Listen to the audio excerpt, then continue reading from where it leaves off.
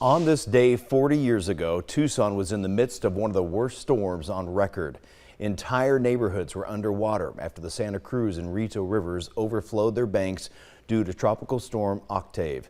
More than a half foot of rain fell in just a few days, washing away homes, bridges, and lives.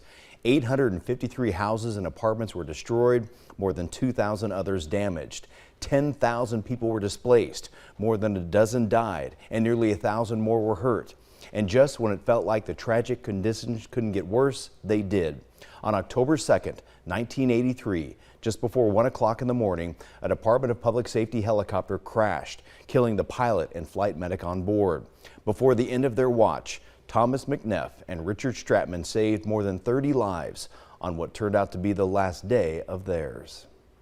DPS pilot Thomas McNeff and flight paramedic Richard Stratman jumped into action during the devastating floods of '83. They reported for duty early Saturday morning, October 1st, 1983, and flew all day into the night, rushing from one call to the next. They had been flying for, I think, 11 or 12 hours that day. Former DPS medic and retired fire chief John Fink worked closely with both men. He flew many missions on that same helicopter, Ranger 29, that crashed before he was transferred to Flagstaff. It was devastating. I feel personally involved that could have been me on that flight with Tom. Fink says the flying conditions were treacherous that night of the crash, with severe thunderstorms, strong winds, and heavy rain causing zero visibility. But adds McNeff was an experienced pilot, stretching back to his days during the Vietnam War. Tom knew his stuff. I felt comfortable flying with Tom, felt secure. He was always a safe pilot. Despite the dangers, McNeff and Stratman forged ahead, picking up people from roofs and cars as the raging floodwaters threatened to wash them away. I'm sure they were dead tired, but of course when the call comes in, you want to go and help the people that need to be rescued. It was nonstop until the last call of the night, when the crew had to abort due to the worsening conditions. As they made their way back to the Tucson International Airport, radio contact was lost.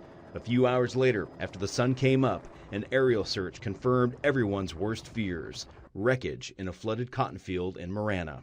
We could tell from the air that it was unsurvivable. The helicopter flew straight into the ground at a high rate of speed. At that moment, Fink realized that could have been him on board.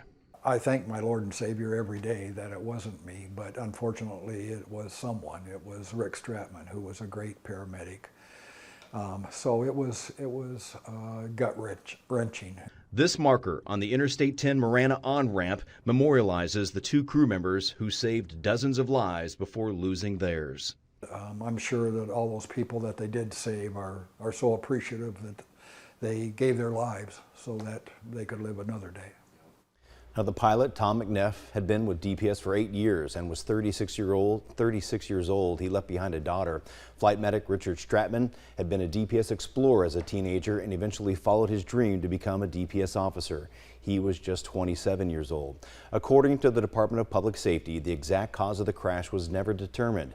The official report lists several possibilities, including pilot error, aircraft failure, and bad weather, with most believing it was the horrible flying conditions. And so important to all